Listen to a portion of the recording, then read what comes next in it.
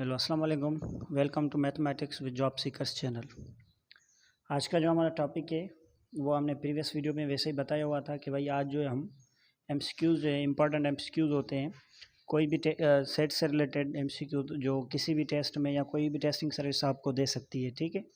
आप या वो बैंक से रिलेटेड हो या वो H S T P S T G S T से रिलेटेड हो, ठीक है। इस तरह के अगर सेट में एमसीक्यूज़ बनेंगे पॉसिबल तो इस तरह से देते हैं, ठीक है। हम स्टार्ट करते हैं। पहले ये है कि स्टार्ट करने से पहले मैं आप सबको ये हाईली रिकमेंड करूँगा कि इस वीडियो को कम्प्लीटली देखें, ठीक है। इसको कंप्लीट देखें और ये आपके लिए बहुत ही काम आने वाली है वीडियो, ठीक है। आपके पास जो भी सेट में से कोई भी ऐसा अगर एमसीक्यूज़ आ जाता है तो वो कभी भी स्किप इंशाल्लाह नहीं हो पाएगा अगर आपने इस तरह के जो एमसीक्यूज़ है उनके कॉन्सेप्ट ले लिए, ठीक है। चलो हम स्टार्ट करते हैं क्वेश्चन नंबर 1 से। यहाँ पर देखें क्या कह रहा है कि हमारे पास एक सेट है ए, उनके एलिमेंट 1 2 3 और बी सेट है 2 3 4 और 5 है। तो अब बताएं कि जब हम इनकी इंटरसेक्शन लेंगे, इसको इस तरह पढ़ेंगे, जब उनकी हम इंटरसेक्शन लेंगे तो उनके नंबर ऑफ एलिमेंट एन कितने होंगे, ठीक है। तो आप बताएंगे इंटरसेक्शन हम कहते जो दोनों में सेम होने चाहिए, तो दोनों में सेम कौन से एलिमेंट है? एक तो 2 है, ठीक है, और दूसरा 3। ये 2 और 3 दोनों में क्या है? कॉमन है। तो इसका मकसद ये हुआ कि इंटरसेक्शन की 2 और 3 बनेगी। जब ये 2 और 3 हो गए तो एलिमेंट कितने हो गए इंटरसेक्शन में? ए और बी में 2 हो गए। तो इसका मकसद ये हुआ कि इंटरसेक्शन में नंबर ऑफ एलिमेंट कितने बने? 2। ऑप्शन नंबर जो ए है वो करेक्ट, ठीक है। आप सेकंड पे आए कि भाई अगर हमारे पास 2 सेट है ए और बी, उनकी आपस में जो इंटरसेक्शन है वो नल सेट आ रही है, बताएं कि कौन सी जो कंडीशन है वो ट्रू है ऑप्शन में गिवन जो उनमें से, ठीक है। अब आप देखें क्या ए सेट इक्वल हो सकते हैं? जब इक्वल हो गए तो इंटरसेक्शन कभी भी जीरो नल सेट नहीं आती है, ठीक है, क्योंकि वो होते ही दोनों में सेम है तो सारा वही सेट या ए या बी आ जाता है, ठीक है। अच्छा, उसके बाद बी जो है उसमें क्या कह रहा है कि भाई इनकी नल सेट तब होगी जब ए बी का सब सेट हो। तो इसका मकसद वो सब सेट तब होता है जब उसमें ए में सारे एलिमेंट ए के सारे एलिमेंट जो है वो बी में पाए जाते हैं। तो इस तरह से ये भी नल सेट नहीं हो सकता। उसके बाद जो सी है वो डिसजॉइंट कह रहा है। तो यहाँ पर डिसजॉइंट किसे कहते हैं? डिसजॉइंट उसे कहते हैं कि दो सेट हमारे पास हो, दोनों में कोई भी एलिमेंट कॉमन नहीं होना चाहिए, उसको हम डिसजॉइंट सेट्स कहते हैं। अब जब उन दोनों में कोई ए और बी में कोई कॉमन एलिमेंट नहीं आएगा तो इंटरसेक्शन क्या आ जाएगी? नल सेट आ जाएगी। इसका मतलब जो डिसजॉइंट है वो ही ऑप्शन करेक्ट ऑप्शन है, ठीक है। उसके बाद तीसरे नंबर पे आए, क्या कह रहा है कि भाई हमारे पास ए सेट है, ठीक है, वो दोनों कंडीशन ये है कि इक्वल है। आप बताएं कि उनकी यूनियन क्या होगी? जब दोनों इक्वल हैं तो उनकी यूनियन या ए आएगी या बी आएगी, या ए ले या बी ले, कोई मसला नहीं होता है, ठीक है, क्योंकि वो है ही इक्वल। अगर ए आ सकती है तो इसका मतलब दोनों इक्वल है तो बी भी सही होगा, ठीक है। उसके बाद सी ऑप्शन देखिए आप, वो कह रहा है कि ए इंटरसेक्शन बी के बराबर हो जाएगा, क्योंकि दोनों इक्वल हैं तो उनकी यूनियन उनकी इंटरसेक्शन दोनों इक्वल आती है। क्योंकि हम दो कॉमन इंटरसेक्शन में हम दोनों के कॉमन एलिमेंट लेते हैं तो वो तो सारे आ जाएंगे, सारे के सारे आ जाएंगे। यूनियन में क्या कहते हैं? कॉमन जो होते हैं एक एक मर्तबा रखते हैं तो उसका मकसद वो भी सेम आ जाएंगे। तो इसका मकसद ये हुआ कि ऑप्शन जो है ए भी ठीक है, वो ए के बराबर आ जाएगा, बी भी ठीक है, उसके बाद सी भी ठीक है। इसका मकसद ये हुआ कि ऑल ऑफ दीज जो ऑप्शन है वही हमारे पास करेक्ट ऑप्शन है, ठीक है। उसके बाद हमारे पास जो 4 नंबर है, आप यहाँ पर देखिए कंडीशन क्या है कि भाई ए अगर प्रॉपर सबसेट हो बी का, जब ए बी का प्रॉपर सबसेट बनता है तब बनता है जब ए के सारे एलिमेंट किसमें मौजूद हो? बी के अंदर मौजूद हो। जब ए के सारे एलिमेंट बी के अंदर मौजूद हैं तो आप बताएंगे ए इंटरसेक्शन बी है, उसका नंबर ऑफ एलिमेंट कितना होगा? अब पहले आपने क्या करना है कि इंटरसेक्शन बी को समझना है कि क्या आएगा। जब ए जो है प्रॉपर सबसेट है बी का तो इंटरसेक्शन ए सेट ही आने वाली है, क्योंकि दोनों में जो सारे कॉमन एलिमेंट होंगे वो उतने ही होंगे जितने ए में होंगे, क्योंकि ए जब प्रॉपर सबसेट है बी का तो उसका मतलब ए के सारे एलिमेंट बी के अंदर पाए जाते हैं। या इस तरह समझें कि ए के सारे एलिमेंट जो है वो बी के अंदर मौजूद है। तो इसका मकसद ये हुआ कि जब ए के सारे एलिमेंट बी के अंदर मौजूद है, इंटरसेक्शन में हम लेते हैं जो दोनों में कॉमन हो, तो इसका मकसद है ए ही आएगा। तो यानी कि इंटरसेक्शन जो ए आएगी तो उसके नंबर ऑफ एलिमेंट किसके इक्वल आ जाएंगे? एक तो ए के इक्वल आ जाएंगे। एक बात ये, ठीक है। तो इसका मकसद ये हुआ कि बी के तो वो इक्वल नहीं आएंगे, क्योंकि नंबर ऑफ एलिमेंट बी के इसलिए इक्वल नहीं आएंगे क्योंकि ए बी का प्रॉपर सबसेट है, बी में एक कम से कम एक्स्ट्रा एलिमेंट है, तो इसका मतलब नंबर ऑफ एलिमेंट बी के बराबर नहीं आ सकते। तो तब जब हम दोनों की यूनियन लेंगे तो उनके बराबर आएंगे नहीं। यूनियन में क्या होगा? जो बाकी बी का जो एक्स्ट्रा एलिमेंट जो रहता है वो भी ए में ए यूनियन बी में ऐड हो जाएगा, तो वो भी नहीं होगा, ठीक है। तो इसका मकसद ये हुआ कि जो नंबर ऑफ एलिमेंट ए है उसके इक्वल आएगा। तो ऑप्शन हमारे पास इस हिसाब से सी ही ठीक है, ठीक है, सी ही करेक्ट ऑप्शन है। उसके बाद आप 5 नंबर क्वेश्चन पे आए। अब कह रहा है कि भाई इफ़ ए इज़ प्रॉपर सब कंडीशन सेम है, प्रॉपर सबसेट है बी का, देन दोनों की यूनियन क्या आएगी? दोनों की यूनियन जो बी सेट है वही आएगी, क्योंकि दोनों में हम यूनियन में जो दोनों के एलिमेंट होते हैं वो रखते हैं। ए के सारे एलिमेंट बी के अंदर पाए जाते हैं, वो तो सेम हो जाएंगे। बाकी ए में जो 1 या 2 या 3 या इससे ज़्यादा जो एलिमेंट बचते हैं वो भी इसमें आ जाएंगे। तो इसका मकसद ये हुआ कि इसके जो ए यूनियन बी निकालेंगे वो ए के इक्वल नहीं आएगी, बी के इक्वल आएगी। ठीक है, एक तो चीज़ ये बी के इक्वल आएगी। क्या उनकी जो यूनियन है उनके नंबर ऑफ एलिमेंट, अलग से नंबर ऑफ एलिमेंट ए और अलग से नंबर ऑफ एलिमेंट बी, उनको हम सम कर दें उसके इक्वल आएंगे? कभी भी नहीं, ऐसा तो कभी भी हो नहीं सकता है। क्यों? ये एक शर्त में होता है, जब दोनों के जो क्या कहते हैं कि जो एलिमेंट्स हैं वो दोनों डिसजॉइंट सेट हो आपस में, यानी कि इसमें और इसमें दोनों के में कोई भी कॉमन ना हो, तब ये ट्रू है।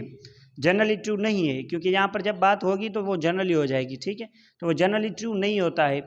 एक ही कंडीशन में ये ट्रू हो सकता है, जब ए बी का क्या हो? डिसजॉइंट हो। जब डिसजॉइंट होगा तो उसमें उसमें दोनों के कॉमन एलिमेंट नहीं आएंगे, इसके अलग से एलिमेंट आ जाएंगे, यूनियन में बी के अलग से आ जाएंगे, तो नंबर ऑफ एलिमेंट उतने ही होंगे जितने ए और जितने बी, उनकी एडिशन के इक्वल। मगर अगर क्या, अब आप समझें कि अगर इन दोनों में कोई भी कॉमन एलिमेंट आ जाए तो वो तो एक मरतबा आएगा। मिसाल के तौर पर मेरा मकसद कहने का इस तरह से है, मैं आपको समझाऊं।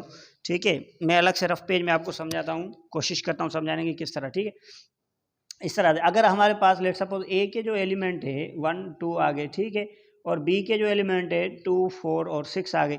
अब जब इनकी यूनियन लेंगे क्या आ जाएगी? इनकी यूनियन क्या आएगी? इनकी यूनियन आएगी 1 2 4 और 6। मैं समझता हूँ ये आपको आती है, क्योंकि आपने प्रीवियस मेरी वीडियोस देखी हुई है। ठीक है, अब इसके number of element A union B के कितने बने भाई? हमने यूनियन जो लगा दी ए के साथ बी की, तो इनके नंबर ऑफ एलिमेंट कितने हो गए? 1 2 3 और 4 हो गए। ठीक है, यहाँ पर नंबर ऑफ एलिमेंट कितने हो गए? 4 हो गए।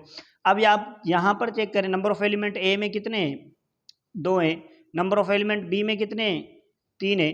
तो अब जब इनको सम करेंगे, number of element A plus number of element B, कितने हो जाएंगे? इसके 2 है, इसके 3 है, ये तो 5 के इक्वल हो गए। वो कितने आ रहे हैं? 4। ये कितने आ रहे हैं? 5। क्यों इतने आ रहे हैं? क्योंकि यहाँ पर एक जो है वो कॉमन एलिमेंट है जो दोनों में पाया जाता है, वो तो एक तो कम हो गया, एक तो क्या हो गया? कम हो गया। तो इस तरह से होता है। जब अगर हम आप देखें कि ये तो एक सेम है, अगर इससे ज़्यादा सेम आ जाए तो फिर क्या करेंगे? तो ये जनरली ट्रू नहीं होता है कि भाई ए यूनियन बी आप कर दें। ठीक है, ए यूनियन बी आप कर दें, उनके नंबर ऑफ एलिमेंट अलग से ए के और नंबर ऑफ एलिमेंट अलग से बी के, दोनों को हम सम कर दें, मिला दें, इस तरह के इक्वल नहीं आते हैं, क्योंकि वो जनरली इस तरह ट्रू नहीं है। इसका मकसद ये हुआ, जब ए बी को प्रॉपर सब सेट है, तो बी जो है बड़ा सेट है, ए के सारे एलिमेंट उसमें पाए जाते हैं, तो उनकी जब हम यूनियन लेंगे तो बी के इक्वल ही आएगा सेट। ठीक है, वो बी के इक्वल आएगा, तो उसका नंबर ऑफ एलिमेंट भी किसके इक्वल आ जाएंगे? बी के इक्वल आ जाएंगे। ठीक है, हाँ, अगर यहाँ पर एक और कंडीशन हमारे पास गिवन होती कि भाई इस तरह से कि भाई जो हमारे पास नंबर ऑफ एलिमेंट ए में है प्लस नंबर ऑफ एलिमेंट जो हमारे पास बी में है, उसमें से हम सब्ट्रैक्ट करते हैं जो दोनों में कॉमन है। ठीक है, यानी कि इसमें से सब्ट्रैक्ट करते हैं जो दोनों में कॉमन है। जो दोनों में कॉमन होते हैं उसको हम कहते हैं ए इंटरसेक्शन बी। फिर हम इस तरह से लगा देते हैं कि भाई यहाँ पर number of element A intersection B जो हम निकालें, इंटरसेक्शन बी निकालें, उसके नंबर ऑफ एलिमेंट इनमें से सब्ट्रैक्ट कर दें तो उनके इक्वल हो जाएगा। तो फिर तो बात बनती थी और वो ठीक भी रहता। समझ में बात आई? तब ये जनरली ट्रू होता। अगर कॉमन है तो भी ठीक है, अगर कॉमन नहीं है तो भी ठीक है। अगर कॉमन नहीं होते तो इंटरसेक्शन क्या हो जाती? Null set, number of element 0 हो जाते, तो इसके अलग अलग अलग इंडिविजुअल इक्वल हो जाते, number of element A plus number of element B के, वो तो ठीक है फिर तो। ठीक है, जब दोनों डिस्ट्रीब्यूट होंगे तो। समझ में बात आ रही है? अच्छा, आगे चलते हैं। अब नंबर 6 में देखें। नंबर 6 में क्या कह रहा है कि भाई नंबर ऑफ जो ए हमारा पास सेट है वो बी के इक्वल है, तो आप बताएं कि डिफरेंस हम निकालेंगे उसके नंबर ऑफ एलिमेंट कितने आएंगे? जब ये हैं इक्वल तो वो कट करके जाएंगे, सारे एलिमेंट खत्म हो जाएंगे, तो नल सेट आएगा। जब नल सेट आएगा तो उसके number of element null set में क्या कितने होते ही नहीं है, तब तो उसे हम नल सेट कहते हैं। उसका मकसद ये हुआ कि ये ऑप्शन नंबर हमारे पास जो सी है 0 नंबर ऑफ एलिमेंट आ जाएंगे, वही करेक्ट है। अब 7 पे है। 7 पे क्या कह रहा है कि ए जो प्रॉपर सबसेट है बी का, आप बताएं कि नंबर ऑफ एलिमेंट जो बी डिफरेंस ए में होंगे कितने होंगे? आप पहले बी डिफरेंस ए करेंगे, समझें, जहन में रखें कि क्या होगा, उसके बाद उसके नंबर ऑफ एलिमेंट आपने समझने। जब ए बी का क्या है प्रॉपर सबसेट, इसका मकसद ये हुआ कि ए के सारे एलिमेंट बी के अंदर मौजूद है, मगर बी में कम से कम एक ऐसा एलिमेंट है जो ए में नहीं है, इससे ज़्यादा भी हो सकते हैं, एक्स्ट्रा एलिमेंट हो सकते हैं बी में। ठीक है, उसका मकसद ये हुआ जब इसके सारे एलिमेंट कट जाएंगे, कुछ ना कुछ बी में से बचेगा, नल सेट नहीं आएगा, कुछ ना कुछ बचेगा। वो किसके इक्वल हो जाएगा? क्या नंबर ऑफ एलिमेंट जो बी है इसको इक्वल होगा? नहीं, क्योंकि वो जो ए और बी में वो तो सेम तो कट जाएंगे ना, तो फिर वो सारा बी कैसे आएगा, सारा बी नहीं आएगा ना। एक तो ये बात, क्या इसके इक्वल हो जाएगा जो दोनों में कॉमन है, नहीं वो तो कट हो जाएंगे। डिफरेंस में क्या करते हैं, जो दोनों में सेम होते हैं वो कट हो जाते हैं। तो ये तो सेम बता रहा है कि भाई जो सेम दोनों में उसके नंबर ऑफ एलिमेंट के इक्वल है वो तो हो नहीं सकता, ठीक है, ये तो कट हो जाएगा। इसके बाद नंबर सी क्या कह रहा है कि भाई नंबर ऑफ एलिमेंट जो बी के अंदर पाए जाते हो उसमें से आप कट करें नंबर ऑफ एलिमेंट जो ए में पाए जाते हो।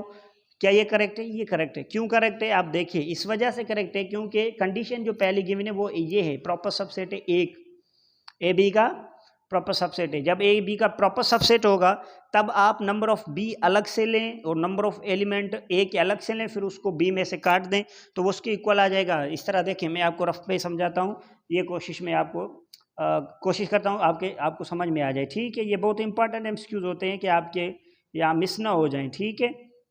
अब ये हमारे पास ए है, चलो देखें हमारे पास बी क्या है, A B C D E, कितना भी ऊपर लें आपकी मर्जी है।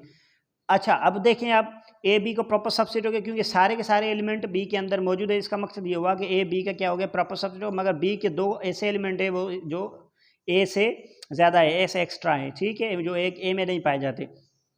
अब आप चेक करें, जब इनका डिफरेंस लेंगे बी डिफरेंस ए तो सेम कट जाते हैं, ये सेम कट जाएंगे, क्या बचेगा, डी और ई। जो अगला सेट होगा उसमें से जो बचेंगे वो रखेंगे, अगला जो है वो बी है, ठीक है।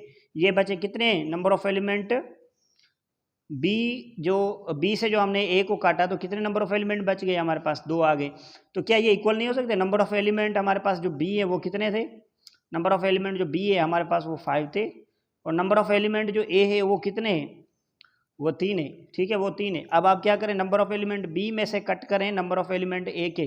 नंबर ऑफ एलिमेंट बी में कितने, 5, नंबर ऑफ एलिमेंट ए में कितने, 3, ये कट जाएंगे, कितने आएंगे, 2। तो इनका देखें आंसर सेम आ गया ना। तो इसका मकसद ये हुआ कि ये जनरली ट्रू है, मगर जनरली नहीं, एक कंडीशन के ऊपर। वो कंडीशन क्या है, जब ए बी का प्रॉपर सबसेट हो, वरना जनरली नहीं होता है, जब प्रॉपर सबसेट नहीं होगा तो नहीं होगा, ठीक है। क्योंकि जो हमारे पास गिवन कंडीशन है हम उसको देख रहे हैं, उसके मुताबिक सॉल्व कर रहे हैं। तो इसका मकसद ये हुआ कि हमारे पास जो ऑप्शन है वो सी, वही करेक्ट है, ठीक है। अच्छा उसके बाद नंबर 8 पे आए। नंबर 8 पे क्या कहते हैं, ए हमारे पास कोई ना कोई सेट है, सॉरी ए हमारे पास कोई ना कोई नहीं, हमारे पास गिवन है ए बी सी, उसके एलिमेंट है, ठीक है। Then how many number of subsets are possible, इसके नंबर ऑफ सबसेट्स कितने बनेंगे, भाई आपने 2 पावर n का फार्मूला लगा देना है, नंबर ऑफ 2 पावर n का फार्मूला लगा देना, नंबर ऑफ पॉसिबल सबसेट्स जो वो फाइंड हो जाएंगे, ठीक है। आपने 2 पावर n वाला फार्मूला लगाना है, 2 पावर n की जगह पे क्या रखेंगे, जितने इसके नंबर ऑफ एलिमेंट हो, इसमें नंबर ऑफ एलिमेंट कितने हैं, 3 है, तो 2 पावर 3 आ जाएगा। 2 पावर 3 को सॉल्व करेंगे, 2 को 3 टाइम्स मल्टीप्लाई करेंगे, 2 2 जार 4, 4 2 जार 8, 8 आ जाएगा। यहाँ पर डी जो है वो ऑप्शन करेक्ट है। ये इस तरह के एमसीक्यूज आपने ध्यान में रखने हैं, समझने हैं, ठीक है। उसके बाद नंबर 9 पर देखिए क्या कह रहा है कि भाई हमारे पास नंबर ऑफ एलिमेंट बी के अंदर 5 है। यहाँ पर क्या गिवन था, वो नंबर ऑफ एलिमेंट गिवन नहीं था, सेट गिवन था। हमने देखा कि इसके नंबर ऑफ एलिमेंट तो हम खुद ही देख सकते हैं कि 3 है, तो हमने 2 पावर 3 कर दिया। यहाँ पर क्या कह रहा है कि नंबर ऑफ एलिमेंट 5 है, बी सेट के नंबर ऑफ एलिमेंट 5 हैं, बी सेट के कोई से भी एलिमेंट है, कोई हमारा उसके साथ कोई भी ताल्लुक नहीं है। हमें जो गिवन है वो ये है कि भाई नंबर ऑफ एलिमेंट बी के वो 5 है। अब बताएंगे पॉसिबल सबसेट कितने बने, 2 पावर n का फार्मूला लगा दें भाई, 2 पावर n की जगह पे नंबर ऑफ एलिमेंट लगाने कितने, वो तो गिवन है, देखने की बात ही नहीं है, वो तो 5 है, ठीक है। 2 पावर 5, 2 पावर 5 को आप सोल्व करेंगे तो 32 आ जाएगा, ठीक है। 2 को आप क्या करेंगे, 5 टाइम्स मल्टीप्लाई करेंगे, 2 2 जार 4, 4 2 जार 8, 8 2 जार 16, ये ये जो 4 मरतबा हो गया, ठीक है। उसके बाद 16 2 जार 32, समझ में आई बात। अच्छा उसके बाद आगे चलते हैं, एक और भी हमारे पास एमसीक्यूज है, उनको देखते हैं। ये इंपॉर्टेंट एमसीक्यूज होते हैं किसी भी टेस्ट में, मैं आपको बार बार बोल रहा हूँ, ये इंपॉर्टेंट होते हैं, आपने मिस नहीं करने, इनको कॉन्सेप्चुअली समझना है, ठीक है। अब आगे जाएं, एमसीक्यू नंबर 10 पे आप देखें क्या है कि भाई हमारे पास ए सेट है ये, और हमें पूछ रहा है कि नंबर ऑफ एलिमेंट जो इसका पावर सेट बनेगा उसके नंबर ऑफ एलिमेंट कितने होंगे। आप पावर सेट किसे कहते हैं, जो इसके सबसेट बनेंगे उसको पावर सेट कहते हैं। आप बताएं कि इसमें सबसेट कितने बनेंगे, जितने सबसेट बनेंगे उतने पावर सेट में जो होंगे वो एलिमेंट होंगे, जितने इसके सबसेट बनेंगे उतने पावर सेट में उसके एलिमेंट होते हैं। अब बताएं कि इसके सबसेट कितने बनेंगे, 2 पावर n वाला फार्मूला 2 पावर 3 हो जाएगा, इसमें नंबर ऑफ एलिमेंट 3 है तो 2 पावर 3 हो जाएगा, 2 पावर 3 8 के इक्वल होते हैं। तो इसका मकसद ये होगा कि नंबर ऑफ एलिमेंट जो पावर सेट बनेगा वो भी कितने होंगे, 8 ही होंगे।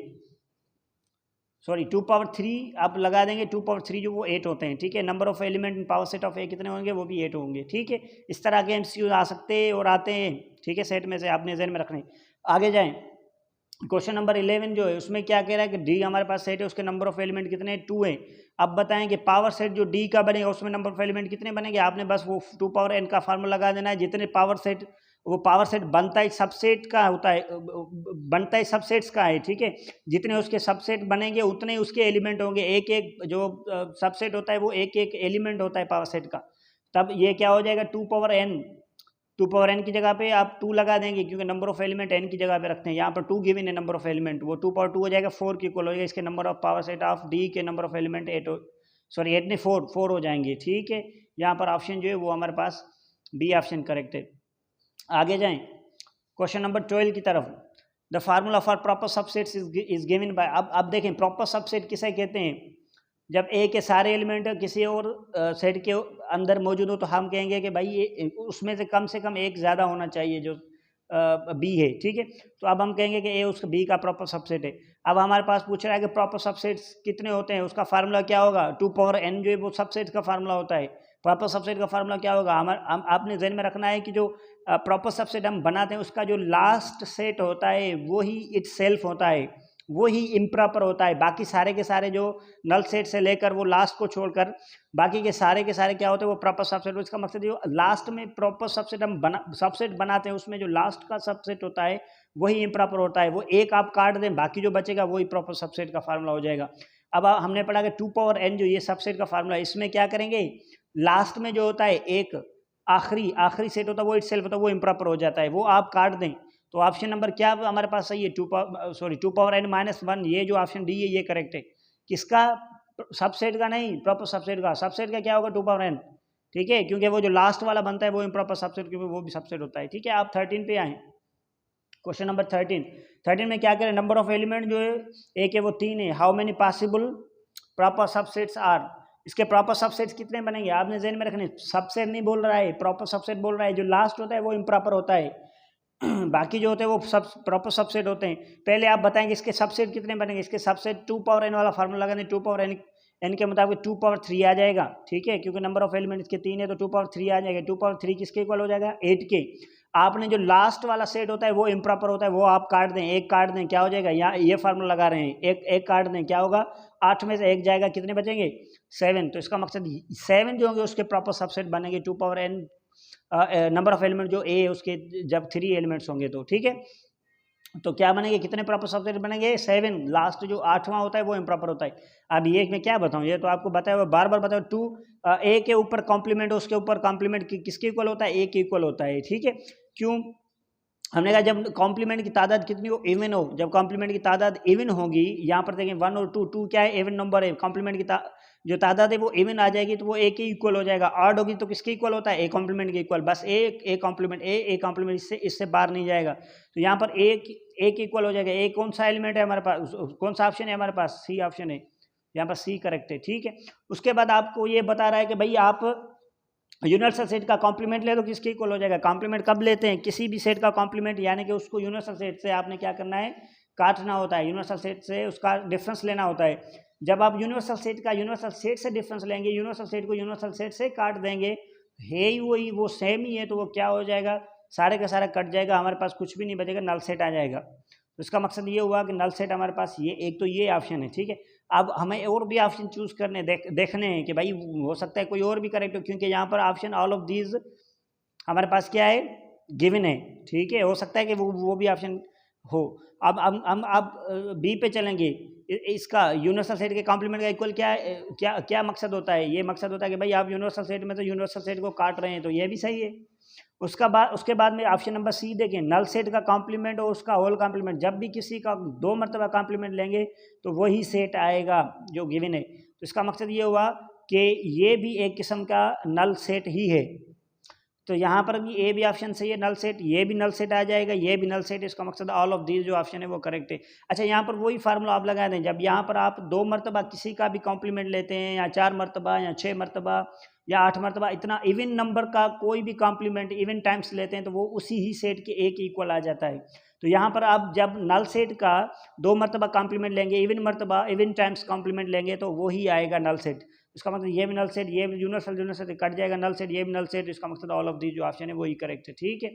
अब यहाँ पर आए 60 नल सेट का कॉम्प्लीमेंट लेना है भाई। कॉम्प्लीमेंट तब होता है जब यूनिवर्सल सेट में से उस सेट को कट करते हैं, तब वो कॉम्प्लीमेंट बन जाता है। जब आप यूनिवर्सल सेट में नल सेट को कट करेंगे तो क्या आएगा, वो ही यूनिवर्सल सेट सारे के सारा आ जाएगा। तो ये तो करेक्ट नहीं है ऑप्शन, ये भी करेक्ट नहीं है ऑप्शन। नल सेट आ जाएगा, सॉरी यूनिवर्सल सेट आ जाएगा, नल सेट नहीं यूनिवर्सल सेट आएगा। ऑप्शन नंबर डी हमारे पास जो है वही करेक्ट है। अब पूछ रहा है यहाँ पर देखिए लास्ट में, which of the following is commutative.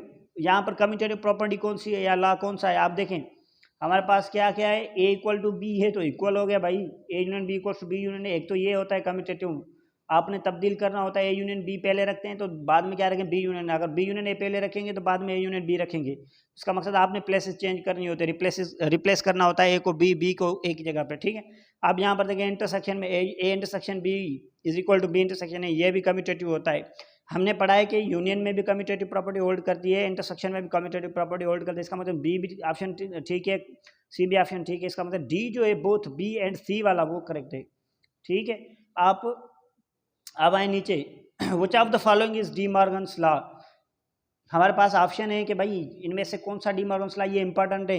ये जो हमने एमसीक्यूज किए हैं अभी, ये बहुत ही इंपॉर्टेंट होते हैं। हमने क्या फाइंड करना है, डी मॉर्गन्स लॉ इसमें से कौन सा है, ठीक है।